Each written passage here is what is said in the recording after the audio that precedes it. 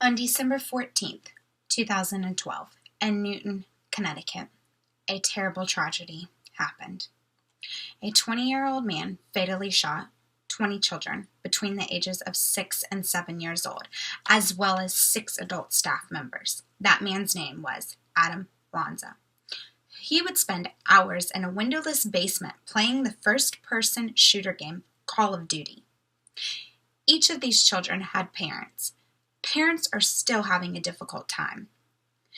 It is with sad tragedy that more acts of violence have come too common all over the world.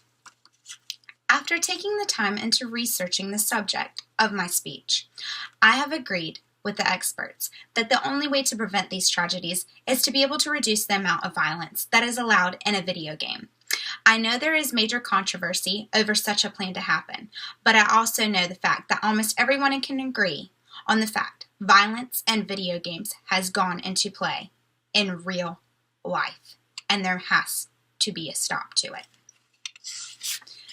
Please listen to me with your open minds and your doors open while we are able to discuss the multiple problems associated with violence in video games, the tragedies that have occurred, and a plan that is going to help diminish these types of terrible masquerade killings that have happened. The evidence is hard facts. Violence in video games has led to multiple killings involving innocent lives. To name a few, in 2012, Aurora, Colorado, who could forget James Holmes, went on a rampage killing in a movie theater showing The Dark Knight Rises. He was, of course, a frequent player of a violent video game, World of Warcraft. Back in 1999, Columbian High School Masquerade, the killers, 2 of them, they had been devotees to the first-person game shooter, Doom. There are at least 14 mass murders linked to violent video games. By the age of 18, kids have killed over 100,000 people in violent video games. What does that have to tell you? Now that I have shown the problem, we are going to see the exact causes of the problem. There are several factors that can play a role into mass murders. However, I'm going to talk about some significant ones. One of the causes in violent video games uses and both increases aggressive behavior and decrease in prosocial behavior, empathy, and moral engagement. A second cause. Video games should not use humans or living targets to award points for killing, for this is teaching children to associate pleasure and success with their ability to cause pain and suffering on others.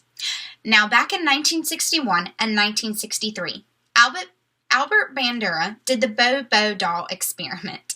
He studied children's behavior after watching an adult model act aggressively towards the Bobo doll.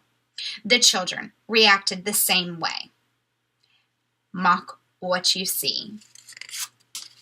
A third cause of mass murders related to video games of violence, according to Charisma News, when Chris Harper stated before firing and killing 10 people, "I've been waiting to do this for years," then killed himself, and left 7 more injured in the masquerade that took place on a campus.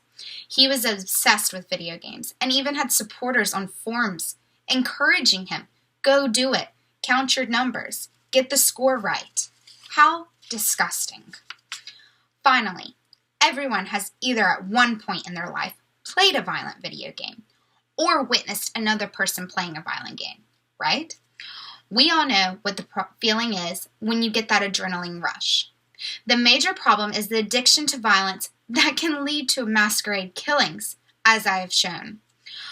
Ohio State University conducted a study and concluded people who have a steady diet of playing these video games may come to see the world as a hostile and violent place. These results suggest there could be a cumulative effect. This is the exact reason for the terrible Sandy Hook mass murder of all those children that lost their lives. So you're asking, what are the steps we can take to provide such a solution for this? First, we need a fine to be made to any parent who buys their kid a violent video game. Any kid under the age of 18 and under should not have a violent video game. It is going to give them the time to mature and play unrelated video games that have violence. This can help perceive the world as not a hostile and violent place. Second, there needs to be a watch on the video game forums, especially when they are talking about killing. How do they not see this as a red flag? The Chris Harper Mercer mass murder could have been prevented had there been a watch on the forum. For he told the forum, "Stay clear.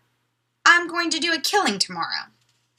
Third, there needs to be a restriction on the amount of killings one player can kill.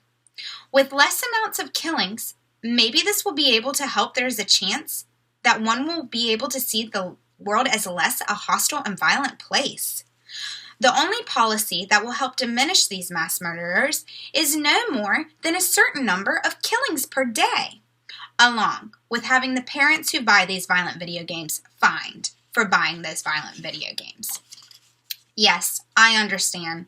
This is not fair to the children and adults who would never orchestrate such a mass murderer, though the evidence, it links its hardcore connection to the amount of lives that have been taken.